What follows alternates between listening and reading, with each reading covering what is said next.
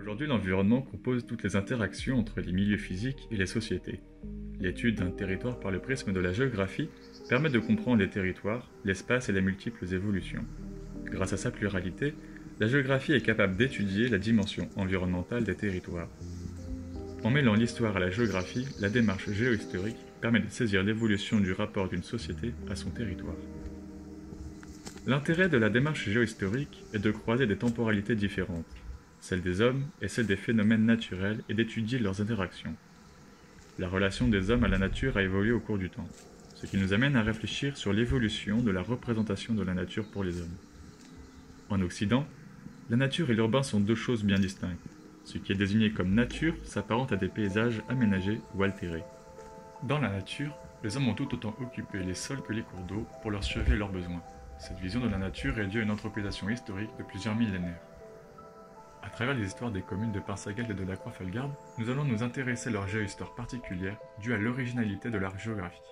Elles sont en effet situées toutes les deux à la confluence entre la Garonne et l'Ariège.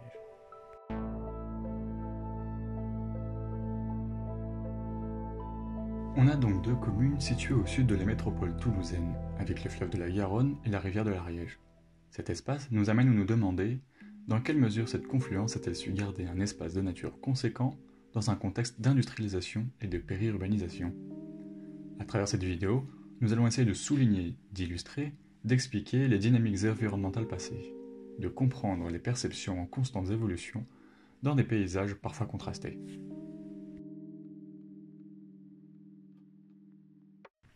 À la confluence de l'Ariège et de la Garonne, elles ont toujours été propices à l'activité humaine, et ce, dès le néolithique, de par leur situation morphologique. Deux communes, aux évolutions similaires. Dans un premier temps, nous avons Pinsagel, petit village qui se structure autour d'une église, l'actuelle église Saint-Pierre, au XIe siècle. Le plan local d'urbanisme de la commune nous permet de voir une urbanisation qui se fait de manière peu structurée, mais en boucle, autour de l'église, surtout jusqu'au XIXe siècle. La Garonne et l'Ariège étaient difficilement traversables encore jusqu'alors. Mais parallèlement à ce développement urbain du cœur du village, l'agriculture prit une place importante en tant que facteur structurant. En effet, de par la ressource disponible, de nombreuses fermes s'implantaient à proximité des terres cultivées. Ce qui s'explique par le moteur de développement que représente l'agriculture dans un contexte où les déplacements étaient limités. Dans la deuxième moitié du XIXe siècle, l'urbanisation est croissante, notamment avec le développement des chemins de fer qui vont servir de barrières artificielles structurantes. D'autres formes apparaissent également, notamment de 1955 à 1980 avec un développement intense de l'habitat, dans un contexte de périurbanisation important dans l'agglomération toulousaine, sous forme de lotissement. Dès lors, la commune est constituée de plusieurs poches urbaines, contrairement à sa formation historique formée d'une seule unité urbaine centrale. Des années 1980 à aujourd'hui, le développement urbain est toujours intense. Il forme un ensemble dont les différents noyaux se rejoignent après une phase d'extension. On a donc, comme l'illustre cette carte réalisée pour le PLU, une commune aujourd'hui majoritairement urbanisée, mais contenue par quelques contraintes qui sont la voie ferrée à l'ouest et la zone inondable de l'Ariège à l'est. Les périodes d'évolution successives de Pinsagel ont eu pour effet la consommation de nombreux espaces agricoles. Cette forme de développement est en effet commune dans les espaces périurbains. La commune de la Croix-Falgarde subit plus ou moins les mêmes dynamiques. Comme nous l'avons vu, la Garonne et l'Ariège constituent le moteur économique de la région et expliquent la présence d'une activité humaine historique. De nombreuses activités humaines sont tributaires du fleuve et de son affluent, pêcheurs, bateliers, etc. Dès le XIVe siècle se construit le château de la Croix-Falgarde, doté d'un moulin, mais également d'un port. Le village prospère au XVIe siècle grâce à la culture du pastel et notamment au XVIIe siècle avec les cultures céréalières. Grâce au cadastre napoléonien, nous avons pu voir que le XIXe siècle se traduit par un paysage agricole et cultivé, excepté des zones inondables, toujours facteur de contrainte. L'urbanisation se fait de manière plus diffuse, notamment de 1950 à aujourd'hui, avec une concentration du bâti le long de la ressource en eau à l'ouest, au centre de la commune et légèrement à l'est. On peut donc dire que l'on a deux communes impactées par le développement du machinisme. On remplace les bateaux par les transports ferroviaires et routiers. Dans cette continuité, de nouvelles activités vont apparaître dans la zone à des fins industrielles. En effet, sable et gravier vont être exploités dans la Garonne et l'Ariège, notamment au niveau de la confluence et du ramier de la Croix-Falgarde. Ce qui n'est évidemment pas sans conséquence, surtout quand les prélèvements de matériaux sont en corrélation avec l'urbanisation croissante de cette périphérie. Les extractions dans les lits mineures de la Garonne entraînent un abaissement de la ligne d'eau et de la nappe qui vont déconnecter les différentes zones humides et détruire des habitats comme par exemple le bras mort de la Croix-Falgarde. Sur cette dernière, entre le pont communal de la Confluence, jusqu'à 2000 m3 par an de matériaux ont été extraits en 1978. Il y a donc eu à travers cette industrie une modification du paysage et des caractéristiques écologiques du milieu. La superficie des plans d'eau a ainsi été multipliée par 2 entre 1950 et 1966. Le gouvernement a par ailleurs pris des mesures dès 1980. Le ministère de l'Environnement de l'époque avait demandé une limitation des extractions de matériaux. Les terrains à l'abandon et laissés en friche sont progressivement recolonisés par la végétation et évoluent naturellement vers des milieux forestiers. Les anciennes gravières et plans d'eau restants donnent naissance à des zones humides de substitution, nous y reviendrons. Outre l'urbanisation liée au mouvement de périurbanisation et les nombreuses activités industrielles, les dynamiques agricoles ont considérablement modifié le paysage causé par la modification des systèmes de production. Le plan local d'urbanisme de la Croix-Falgarde fait par exemple état de la perte de biodiversité en raison de la présence de grandes monocultures induites par une intensification de la production agricole. Les bienfaits liés à ce grand territoire humide sont reconnus. Son rôle, je dirais, en termes de biodiversité, complètement reconnu et jugé même quasi exceptionnel. Son rôle, je dirais, de soutien d'étiage, c'est-à-dire relarguer l'eau stockée l'hiver pendant l'été, c'est un petit soutien d'étiage, mais c'est du soutien d'étiage. Le rôle de filtration de cette eau, qui, je le rappelle, est utilisé aussi pour l'alimentation en eau potable pour l'agglomération toulousaine, là aussi, c'est une action qui est tout à fait reconnue. Je dirais que son histoire a démarré comme toutes les zones humides jusqu'aux années 90. Ces zones humides étaient considérées comme des territoires à assainir, finalement, à démoustiquer, à drainer. Le territoire a même subi des extractions de granulats alluvionnaires. Puis au fil des années, les impacts environnementaux sont avérés assez catastrophiques et je dirais que dès les années 90, l'extraction de granulats a été interdite.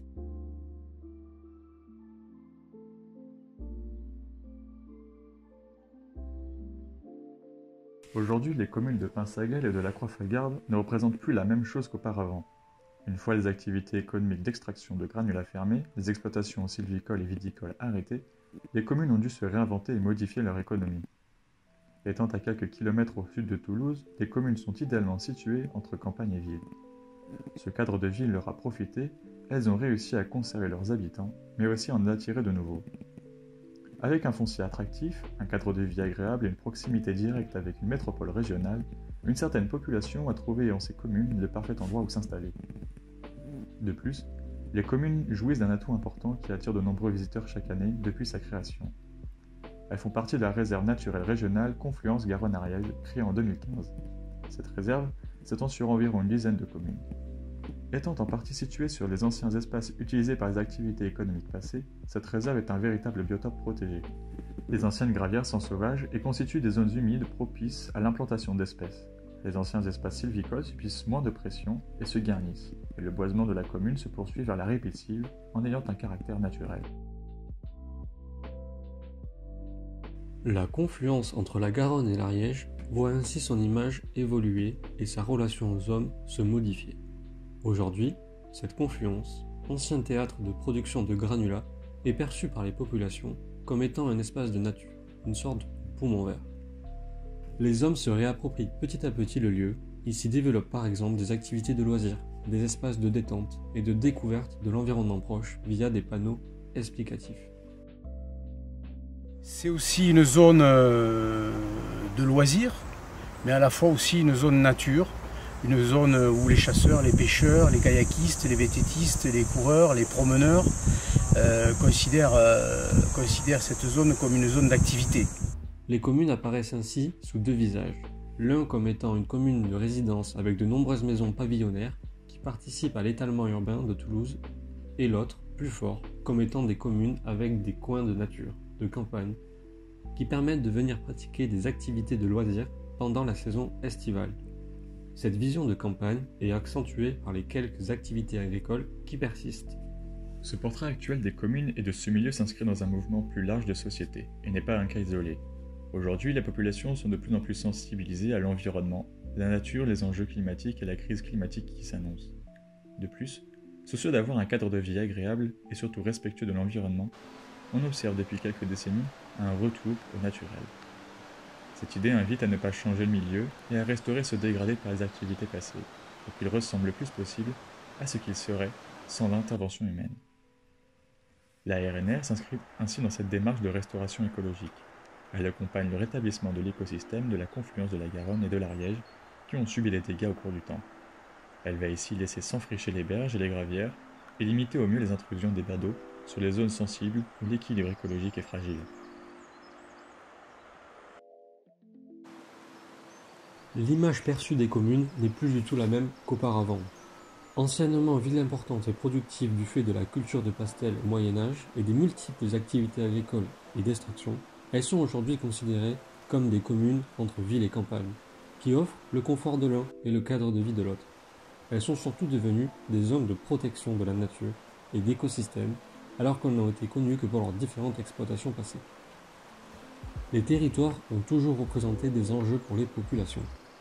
Ils étaient de nature différente, mais représentaient toujours un intérêt pour elles. Tout comme la perception que l'on a d'un lieu ou d'un événement, les enjeux évoluent au cours du temps, des pratiques et des usages de l'espace. Aujourd'hui, elles sont soumises à des enjeux d'ordre économique, écologique et démographique. Afin de diversifier leurs sources de revenus et devenir plus attractives, les communes ont pratiqué des politiques foncières intéressantes en sacrifiant des terres agricoles pour permettre la construction de nouveaux logements et nouvelles infrastructures. Au style architectural moderne, ils dénotent avec l'architecture historique de la ville et participent à une certaine destruction du paysage urbain des communes, qui voient ainsi leur image, leur cadre de vie s'écorner petit à petit. Au niveau environnemental, les enjeux sont plus vastes et s'inscrivent dans une démarche de restauration et de conservation du patrimoine naturel. La RNR est la preuve la plus importante et inscrit la nature et ses enjeux au cœur de la vie des communes. L'enjeu aujourd'hui de ce territoire, c'est de protéger le réservoir de biodiversité qu'il représente dans un milieu qui pourrait être gagné de plus en plus par l'urbain. La RNR permet grâce à des reconversions d'aménagement l'implantation de la biodiversité sur le site ou la préservation de berges par la plantation d'arbres. Elle est aidée dans sa tâche par divers réseaux et appellations de protection tels que Natura 2000 et l'appellation ZNIEF. De plus, elle entretient les prairies via du pastoralisme.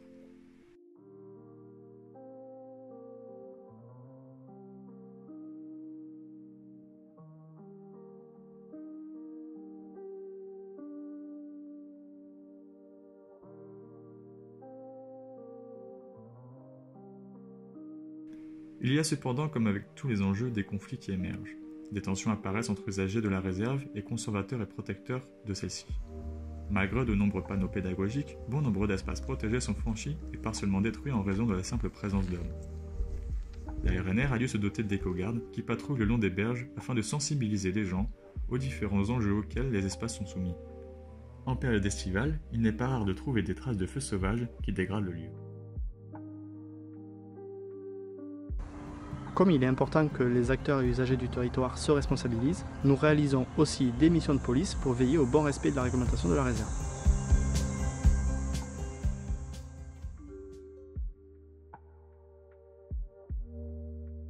Je me souviens de réunions où il a fallu que les acteurs se parlent, s'affrontent parfois parce qu'ils avaient des points de vue différents, mais aussi aboutissent à se faire des concessions les uns les autres. Pourquoi ? Parce qu'il y avait derrière un projet dont tout le monde mesurait chaque jour davantage l'intérêt.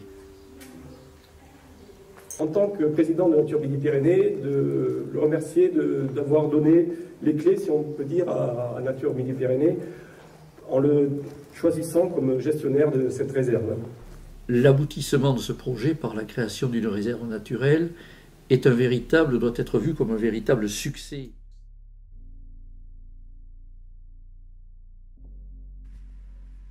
Les communes, malgré leur proximité directe, ne vivent pas la RNR de la même manière. cette différence se traduit dans une construction paysagère tout à fait différente. À Pinsaguel, la RNR est peu aménagée. Seul un chemin balisé, étroit, avec quelques rares panneaux d'indication ont été aménagés sur son bras de terre inondable. Ces panneaux indiquent, pour le plus clair du temps, si la zone ou l'endroit vers lequel on se dirige est une zone défendue, de quiétude ou non.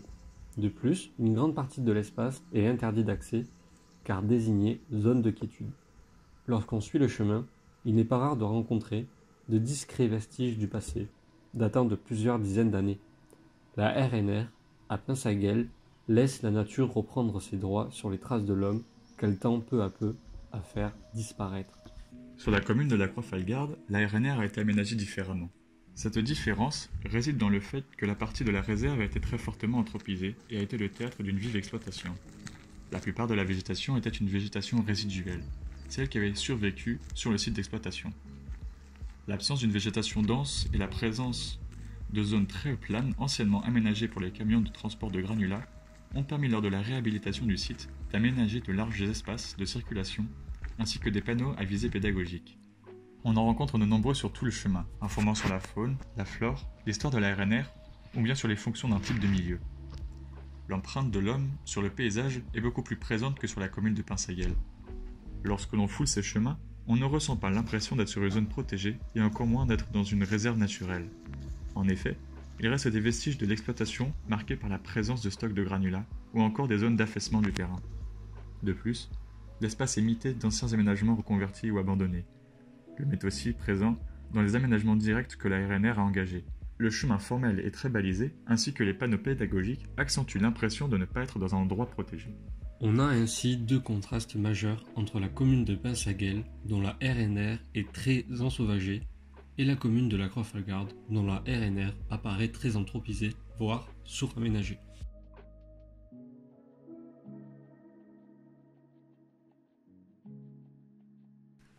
En conclusion, la confluence de la Garonne et de l'Ariège est formée de plusieurs territoires essentiels pour la compréhension des composantes et des qualités du paysage, avec les ramiers de la Croix-Falgarde, les terres inondables de Pinsaguel. Une confluence qui fait la rencontre de l'influence de l'homme et d'un système fluvial. Une urbanisation dense, depuis des dizaines d'années, qui se confronte à une nature qui se retrouve en espèce sauvage avec le fleuve, ses affluents et les différentes rives piscives. Les sociétés humaines ont donc mis en valeur ces territoires en s'appropriant les différentes ressources à disposition. Les deux communes ont, via leur histoire, connu beaucoup de changements à l'origine de profonds bouleversements dans le paysage. Une agriculture source de développement qui s'est substituée à une activité industrielle génératrice de dégradation et qui a peu à peu détruit l'environnement direct. On assiste depuis maintenant quelques décennies à une volonté de préserver, de protéger et de restaurer des espaces d'intérêt écologique. La RNR est la conséquence, aujourd'hui, d'un retour de l'intérêt de la population et des différents acteurs institutionnels pour redonner une valeur à des espaces autrefois délaissés au profit d'intérêts productifs. Aujourd'hui, on peut donc dire que la confluence est un secteur de campagne urbaine ou poumon vert de l'agglomération toulousaine.